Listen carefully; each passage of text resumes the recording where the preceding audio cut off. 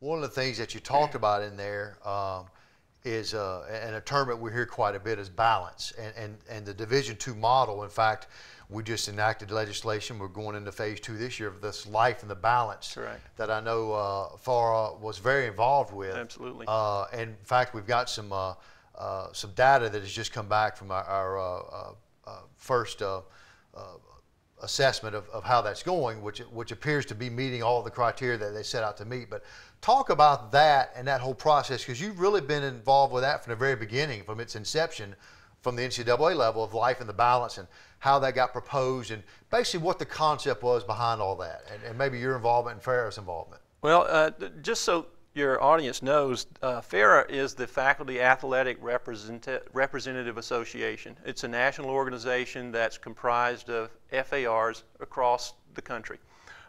There are members from D1, D2, and D3 there.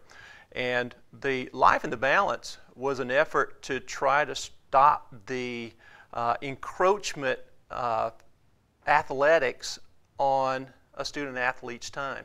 Mm-hmm. It had just slowly over the years gotten to the point where there was more games, there was more time allocated to practices and so forth, and it was taking away from the student athlete's experience, the overall experience that they had while they were in college. So the attempt was to try to balance their athletics and their academics and not academics while in college.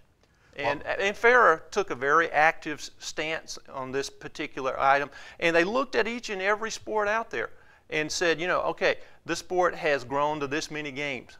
We recommend cutting back.